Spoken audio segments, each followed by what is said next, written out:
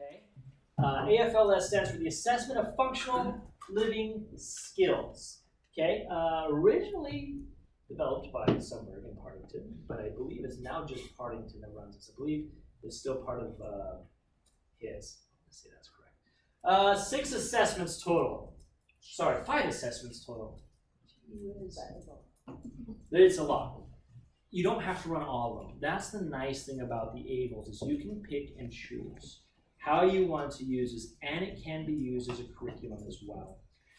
It's for 2 years plus, so that's the bonus of the AFLS. It's a little bit, it's not as user-friendly as the AFLS or the VB-MAP. It's a little bit more cumbersome. Oh. Is that my computer that went off, or? Sean, you have one job. I had one job. It's weird because we just changed the slide, so I shouldn't have gone to sleep yet. Okay. Go back. So it's 2 years plus, I mean up into adulthood. That's the advantage of the AFLS. I'll show you some of the scoring sheets to kind of show you why it's not so user-friendly. And there's a lot of questions. I have never run the whole thing for one child, like ever, because there's 5, and it's just long. So I will pick and choose. Next slide. So here's the different ones. There's basic living skills, home skills, community participation skills, school skills, independent living skills, and vocational skills. So like obviously for my 4-year-old, I'm not running this, right? This is for my young adults or my adults that I'm running with. For every one though, I'm running basic living skills. It's kind of the foundational one that I want to look at. And then I pick and choose, where are the deficits? And sometimes I base that upon maybe a Vineland that had already been run, maybe some of the concerns the parents are bringing up or the teachers are bringing up. You can run them all. I don't think you have time to run them all, but you can run them all. It's nice to look through them because, again, you can use them for kind of a curriculum aspect, gives you ideas for programming, but holy crap, there are a lot. Okay, next slide. I just kind of said what I said. Okay, so basic living skills. This one I would suggest running for every kid or adult you work, with whom you work. One of my goals right now is not to end sentences and prepositions, and it's really hard. So I'm trying. But this one is key. The child or the adult needs these core skills to be successful in the other ones.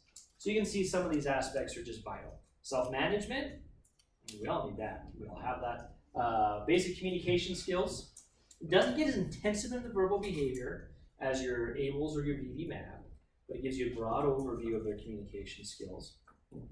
Dressing, toileting, grooming, bathing, health, safety, and first aid. Can they take care of themselves? And nighttime routines.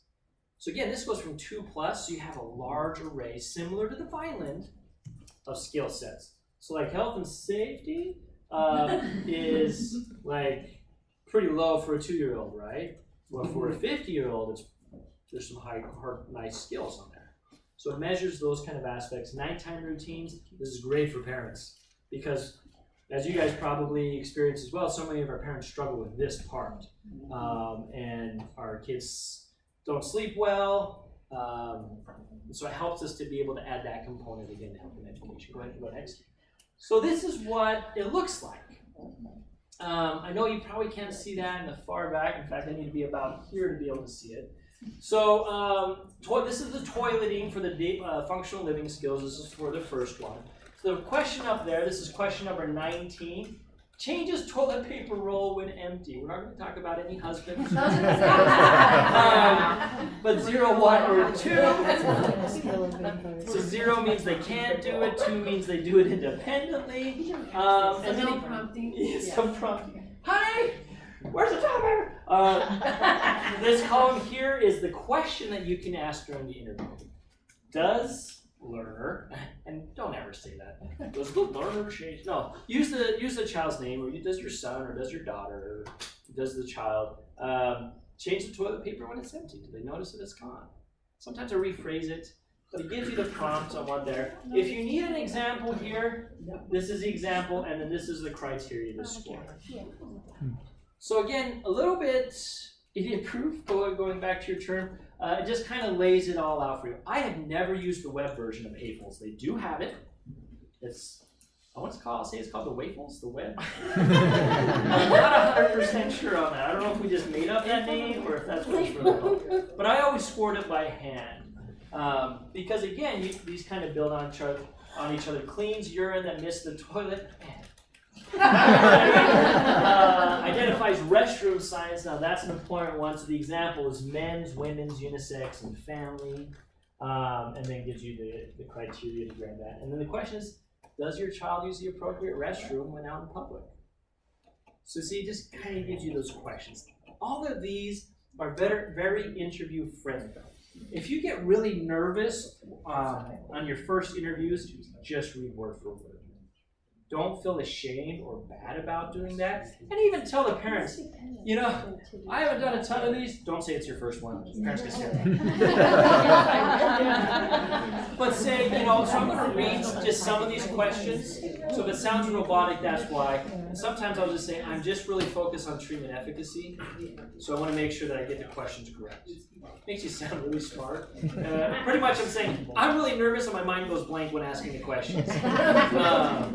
But don't be afraid to do that because it does make sure that you're asking the right question the right way. Does the learner choose a clean bathroom stall that has toilet paper in it when going out in the public? Those are the kind of things you're going to be measuring. Again, these are higher functioning skills for toileting. This is questions 19 through 24. 0 through 19 are your basics, is your toilet potty train. And it even goes more basic as that. Does your child run away when he needs to poop?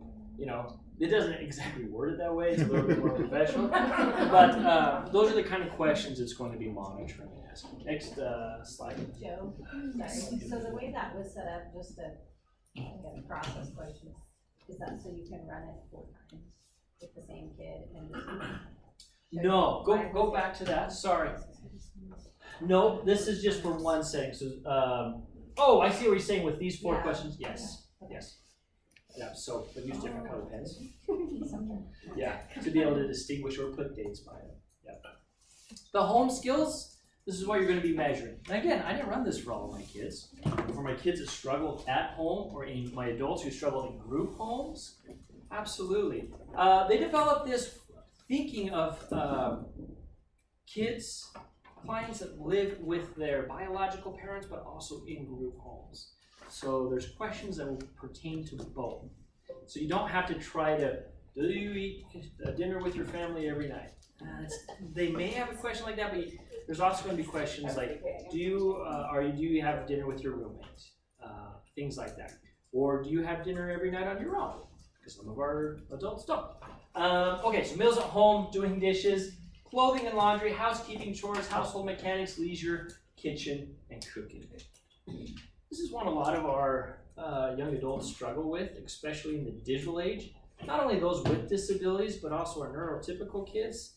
They don't know how to self-entertain anymore. Fail Army and YouTube videos are entertainment. And then once they're bored and they don't know they're bored. So this is a really important one for helping our whole population. I had one professor say, especially with kids with autism, but I've also seen this with kids with ADHD and Downs and ED, LD, is work is play and play is work. When there's something structured and they know exactly what to do, they love it. They'll just get down and do it. Man, I've honestly worked with some kids that the reinforcer was doing an assignment. Like, they're like, I want to work. I'm like, okay, let's work. Let's do that. But playing, like independent, unstructured play, oh my gosh, it's so hard for them. And so working on that was really hard. So leisure is a key point of that. Next slide. Here's the questionnaire for it. This is starting question 11 through 14. Puts away leftovers. So the question is, does the learner put leftovers in the appropriate place? Fantastic. For example, vegetables in the refrigerator, cereal in the pantry, bag of chips on the counter. I found a box of cereal in my fridge the other day. It was awesome. Not sure if I did it or if my kids did it. That's the problem. Sorts and puts away food purchases, finds items in the refrigerator, identifies canned and boxed food items by their labels. So you see, these are all independent living skills. Some of these higher functioning things aren't going to be really helpful in helping your kid access education at school. Like this, it's not going to help them at school at all. Well, because like if you're doing labels, like there's labels in the classroom and stuff, so Right. you can correlate. So, but you have to generalize it over, right? Right. Yes, but maybe working on perception and matching the sample or things like that. Right. From the AFL or the ABLES or the BBMAT may be better, or from a different assessment within the AFLS. That's But this gives you a longer perspective, and that's the advantage of the AFLS. Next slide. Okay, community, basic mobility. That's not just being ambulatory, that's can they access it also in a wheelchair on their own. Things along those lines, community knowledge, shopping knows of public money, phone, time, and social awareness and manners. Again, this is how you score it. This is the questionnaire. I just wanted to give you different examples. They all look the same, and you all score the same. School skills. This one I run a lot because a lot of my kids struggle in school. This is where the collaboration with the school is very effective and very important.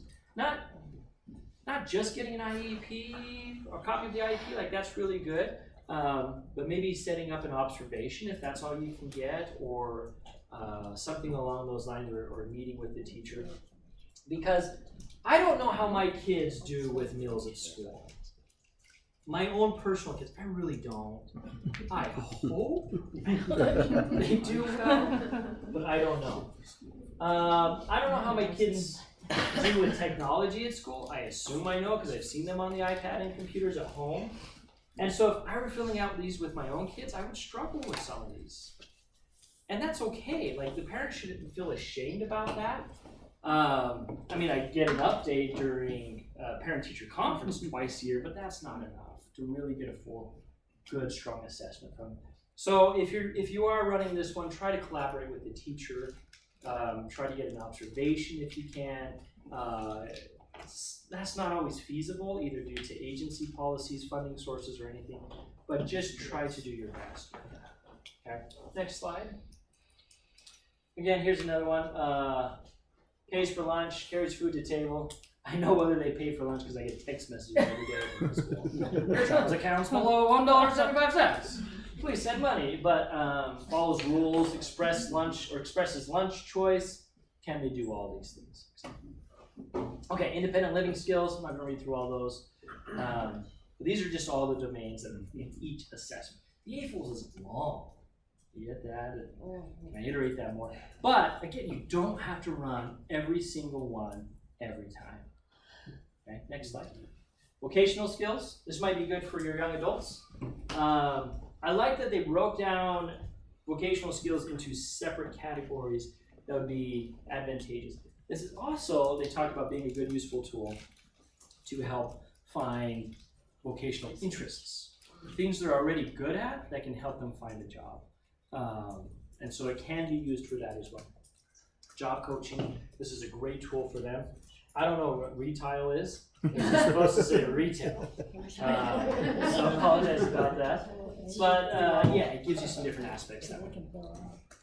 This is what the printout looks like. Once you've scored it all and put it into the computer, you see it looks a lot like the ABLES printouts because it's from the same company. Okay? But they build upon each other. Now, because it's the same company, they suggest you answer every question. We've talked about that, how you want to manage it, if you want to stop after 3 zeros. It's totally up to you. We have the same kind of thing here. Sometimes you interview the client themselves on some of these because it is for higher functioning. Same thing with the Vineland when you're working with higher functioning young adults. You can interview them or have them fill it out as well. Okay? But this gives you a very good visual on the skill sets of the child. Now, if I'm seeing that self-management is low and the others are low, there may be a correlation, and that's what I'm looking for, is commonalities and trends. So I see here that grooming is pretty low. Health and safety is pretty low. Are there any correlations between grooming and health and safety? Well, not a ton, but there's some fine motor skills. There's multi-step aspects. There's a lot of discrimination in fields of multiple objects that you have to utilize. And there's routines. Okay, are we struggling with that? Maybe I want to probe some of those things a little bit. But that's what I'm analyzing as I'm looking at the printouts of these is, what are some commonalities between some of the deficits?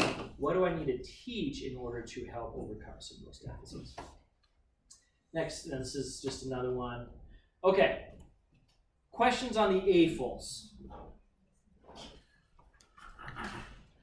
Okay, so this came from their websites. These are the purchasing, or what it says. We kind of talked about this already. According to the websites of each one of these companies, what you need in order to purchase it. Now, all of them did have an or if you're a qualified healthcare provider, so I think you should be okay with that. If you're running into a problem, that's another advantage of the AFLS. It's only a bachelor's level requirement. But again, I haven't run into that too much. That's not licensed, it's just a master's. Well, could be a master's in education or related field. Yes.